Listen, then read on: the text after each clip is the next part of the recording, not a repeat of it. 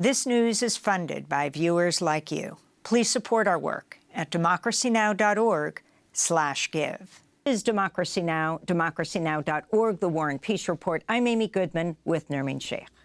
Israeli forces have attacked humanitarian aid convoys and buildings in Gaza at least 8 times since October, despite being given coordinates to ensure their protection. That's according to a new report by Human Rights Watch published this week. Israeli authorities did not issue advance warnings to any of the aid organizations before the attacks. In the 8 incidents documented by Human Rights Watch, Israeli forces killed at least 15 people, including 2 children, and injured at least 16 others. More than 250 aid workers have been killed in Gaza over the past 7 months, according to the UN. For more, we're joined by Belkis Wille, Associate Director with the Crisis, Conflict and Arms Division at Human Rights Watch. Their new report titled Gaza, Israelis Attacking Known Aid Worker Locations. Belkis Wille is joining us from the capital of Ukraine in Kyiv, and we're going to talk about Ukraine in a minute. But first, Gaza, Belkis, thanks so much for being there. Can you describe what you found? It's interesting that in the last few days, yet another UN worker was killed. And Israel claimed that they weren't given the coordinates of where they were. But if you can talk about the fact that when they know the coordinates, these places, these aid workers and areas are attacked. Absolutely. In armed conflicts around the world, there's something known as a humanitarian deconfliction system. This is a system employed where aid organizations, UN agencies will transmit to the warring parties GPS coordinates of their locations, both moving convoys and fixed locations like guest houses where their staff are sleeping, or hospitals, other facilities where they're operating. And the intention of transmitting those coordinates is to ensure that those locations do not come under attack, because this is where aid activities are being carried out. And what's really striking in the context of Gaza and these military operations is how many times we've seen attacks on aid workers, whether it's in their guest houses or, again, as they're moving in convoy, where those attacks come exactly at the locations that the Israeli authorities know about. In some cases, these were convoys that actually took the routes that the Israeli military told them to take, and they were still bombed, with some people being killed along those routes with no prior warning. And Belkis, if you could just give us a comparative sense, how effective is this deconfliction system in other war zones that you've worked in? And then talk about some of the incidents that you document in this report, the attacks on convoys, from Doctors Without Borders to the International Rescue Committee, the World Central Kitchen, and so on. Absolutely. Aid workers, unfortunately, die in conflict zones. That's not something unique. But I think what's really unique in the context of Gaza is the high number in such a short period of time. As you said earlier, over 250 aid workers have been killed since October in Gaza. That is extremely high. I cannot think of seeing a number that high in any other conflict that I've worked on in that same period of time. Deconfliction is a process that normally works, and sophisticated militaries have a way of doing deconfliction effectively when they want to do it effectively. In this report, we look at various incidents. As you said, there were attacks on guest houses of Doctors Without Borders, MSF, and indeed one of their convoys. There was also one particularly egregious attack. It was on a guest house of a medical team that was a joint team of an NGO called MAP and IRC, the International Rescue Committee.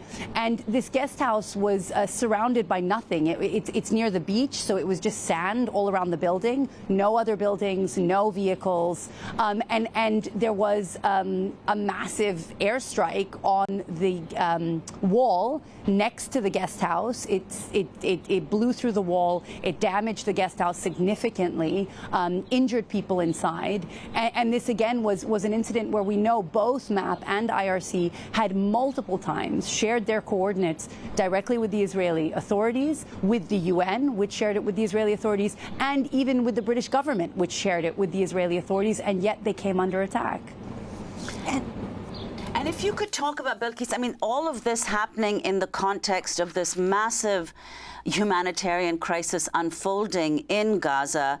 Human Rights Watch has also accused Israel of using starvation as a weapon of war. If you could talk about that, as well as the attacks on health facilities, on so many hospitals in Gaza in the last 7 months.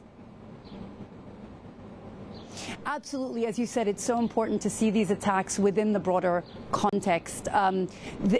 Every single aid group that we have spoken to that is operating right now inside of Gaza, those that came under attack and those who are also operating in Gaza and fearful of coming under attack, have told us very clearly that these attacks on aid workers have significantly limited their ability to meet the ongoing famine in some areas, as you said, impending famine in others.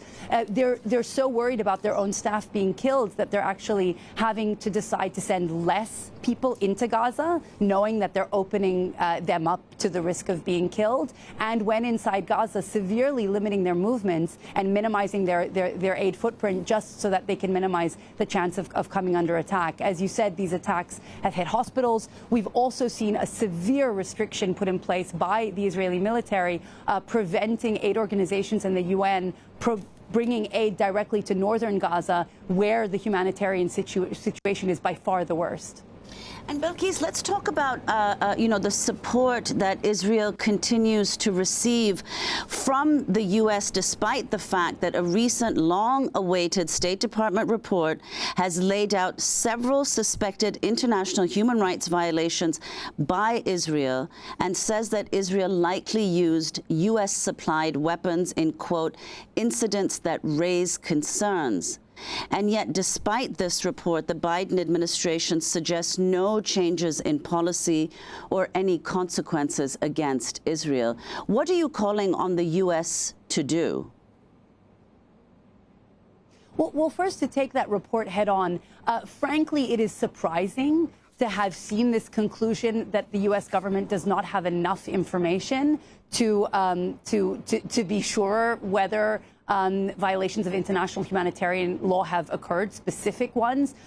Human Rights Watch, Amnesty International, Oxfam, and many other organizations provided hundreds of pages of evidence to the U.S. government exactly about international humanitarian law violations being conducted by Israel in Gaza. And this report also said that it could not determine and did not have enough information about whether Israel was blocking aid into Gaza or these violations of international humanitarian law. That is shocking, coming from the U.S., such a close partner to Israel that surely should have access to this kind of information, including their rules of engagement, including the obstacles being put in place on aid coming in and out of the country. As you said, the United States absolutely has to start doing more to limit military assistance to Israel. We're calling on an arms embargo on all warring parties because of the violations being carried out. And it needs to do far more to protect civilians more broadly. Belkis Wille, we want to have you stay with us, Associate Director of the Crisis, Conflict and Arms Division at Human Rights Watch. We're going to link to your report on Gaza. Democracy Now! Is funded by viewers like you. Please give today at democracynow.org/give.